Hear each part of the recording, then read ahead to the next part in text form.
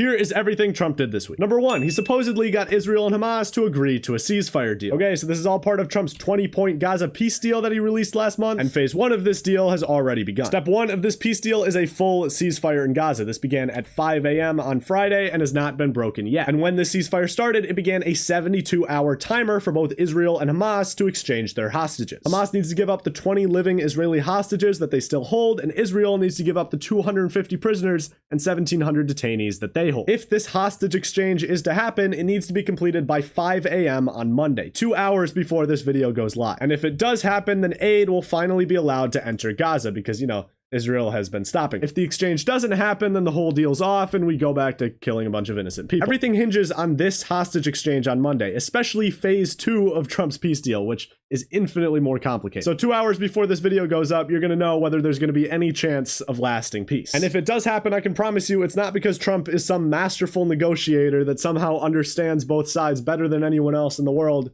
It's because Benjamin Netanyahu has decided that he wants to end it. The entire world walked out of this guy's UN speech the other day, and almost 60% of Americans now think that Israel is going too far. This is important because if American voters flip on Israel, then American politicians are going to flip on Israel. They need to get reelected. And if politicians flip on Israel, they're going to stop voting to send them a bunch of money and weapons every year. Israel's whole funding mechanism is about to go to shit if Americans turn on Israel, which they are. Which means if this peace deal goes through, Netanyahu will be ending the war just before it gets bad for him. Trump gets to declare peace, he gets to take all the credit for it, and Israel can go back to bombing whenever they want. And the reason Israel is deciding it's okay to end this war is because all of their major objectives have been completed. Gaza is completely decimated. There's almost nothing left to bomb. They got Trump to bomb Iran for them so that they don't have to worry about their nuclear program for a little bit. And Hezbollah is extremely weakened. Like, they have literally done everything they wanted to. Like, we let him come in, wreak as much havoc as he wanted to, and now he gets to pack up and laugh all the way back home. Like, this is not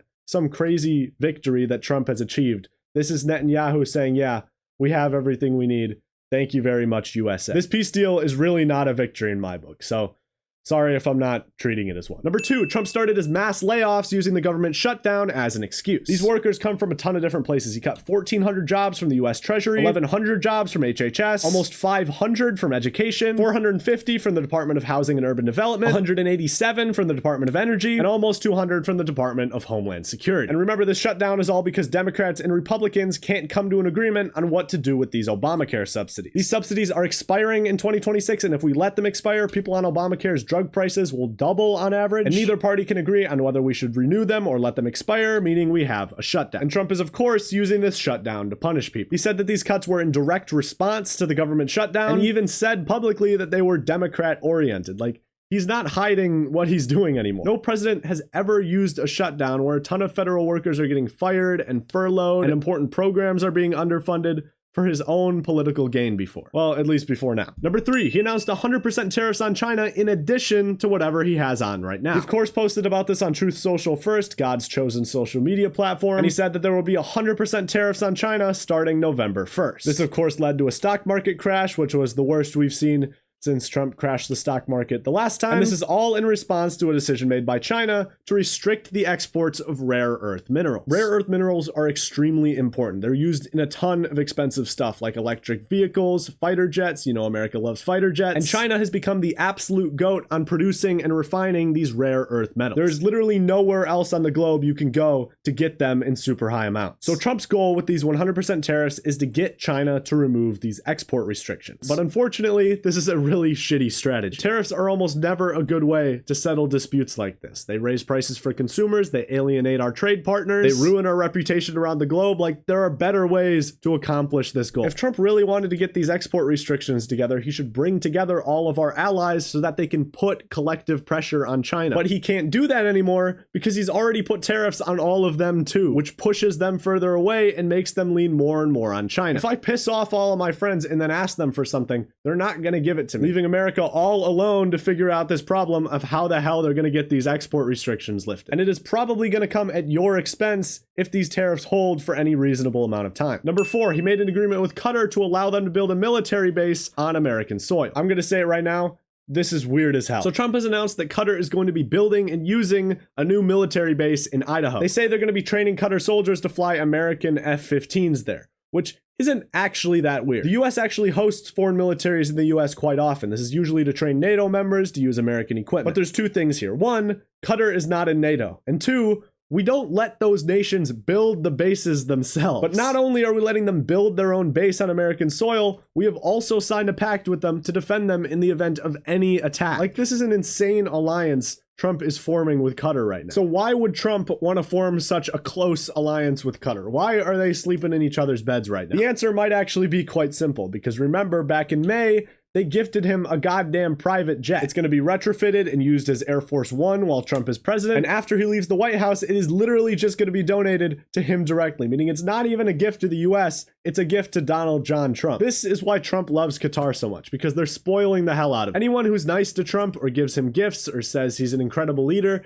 gets handouts from the White House, which is an incredibly dangerous dynamic to have with Trump in the White House. Number 5, he struck another Venezuelan boat claiming that there were drugs on board. This is the 5th boat he's blown up. He once again gave no evidence. Last week, he said there were bags of cocaine and fentanyl in the water, which Venezuelan gangs don't even produce or smuggle fentanyl, so that can't be true. It's clear he has no idea what's going on here, but there was a motion in the Senate this week to stop him from being able to strike these boats. However, it failed, so this is probably just going to keep happening. Number 6, he deployed the California National Guard to Portland, Oregon. Now hang on, you might be thinking, why the hell is Trump deploying the California National Guard to Oregon? Why doesn't he just deploy the Oregon National Guard? Well, that's because he tried. Last week, Trump deployed the Oregon National Guard to Portland. He once again said that the ICE facilities were under siege from Antifa, radical left insurgents, just the same deal. But then a week later, a judge blocked him from sending the Oregon National Guard in. So 5 hours later, Trump tried to send the California National Guard into Oregon. And then shortly after that, a judge blocked him from sending any National Guard troops in. So it was clear he was kind of trying to skirt the rules there, but they got him eventually. But Trump keeps deploying troops because he claims that there are radical left insurgents there. He says that Antifa is sieging the facilities. He designated it as a terrorist organization, even though it's not even an organization. His press secretary is saying that they need to end the left's reign of terror in Portland. Like, there must be some insane things going on in Portland. So let's get on the scene and see for ourselves. Going on, but you could see there's someone talking in a megaphone. This is not an insurrection, dude. This is the picture Trump is trying to paint, and this is what's actually going down on the scenes. Like, there's a clear disconnect here from what the White House is saying and what's actually happening. In a similar vein to this, he also deployed 500 National Guard troops to Chicago this week. Same exact stuff. He said Chicago was a war zone. He said that people were stopping ICE from completing their duties. And he even said that he was considering evoking the Insurrection Act if a judge blocks his decision.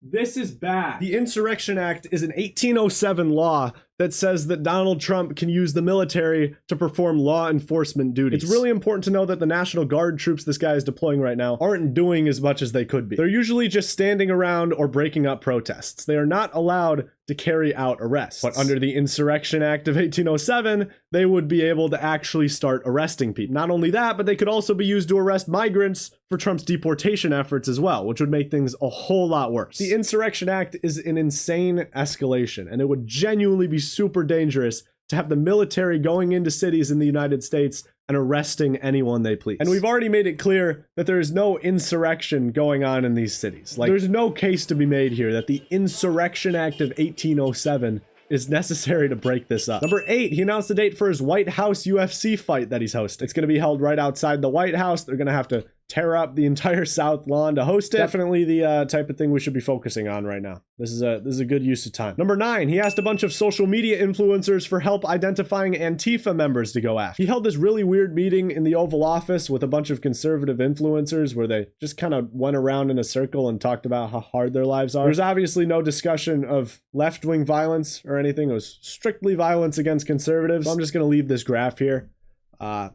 No reason. Number 10, he refused to guarantee back pay for federal workers during the shutdown. So when the government shuts down, a ton of federal workers get furloughed, which means they're told not to show up to work and they do not get paid. Usually under a 2019 law, the government then comes back and gives them back pay, all the money that they missed that they would have earned if they were working. But the White House has decided that they are not going to follow this law and just not give the workers pay. Remember, in this shutdown fight, each side wants the other to give in. The Democrats think the Republicans will give in if voters get angry enough about rising healthcare costs. And the Republicans think the Democrats are going to give in if federal workers suffer too much. This obviously gives Republicans the incentive to make federal workers suffer more, who have done absolutely nothing and are just getting punished so the Republicans can double healthcare costs. Number 11, he called for Democratic leaders in Illinois to be jailed. He wants to arrest Mayor Brandon Johnson and the governor of Illinois, J.B. Pritzker. It's not going to happen. He has no evidence. He's just angry they sued him after he deployed the National Guard to their state. Number 12, he suggested that NATO kick Spain out. For a really long time, Trump has wanted NATO members to spend more on their defense, increase it to 5% of their GDP. In June, there was a motion to do this, which most members of NATO agreed to, but Spain opted out, saying that it didn't align with their welfare plans. There's no mechanism to kick a member out of NATO. Trump can't do it. I don't even think NATO can do it. So this is just him yelling at a cloud, pretty much. Number 13, he once again indicted one of his political enemies for mortgage fraud. Remember, he also tried to do this to the Fed governor, Lisa Cook. He dug up an old mortgage document in which she filled out a section wrong and is using that as justification to fire her from her job. I don't think the courts will allow it, but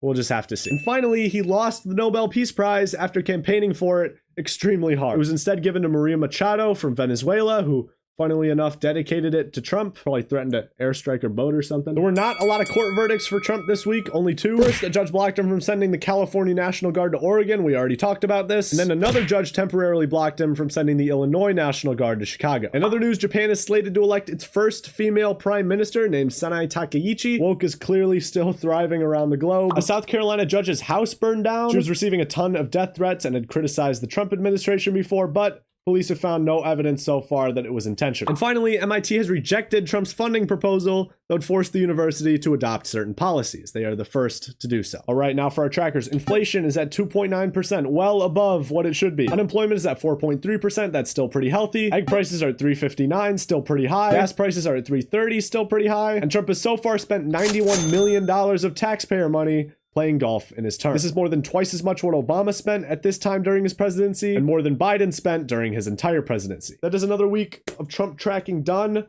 Highlights from this week: watch out for that hostage exchange with Israel and Hamas. If it goes through, might be a chance for some peace for a little bit.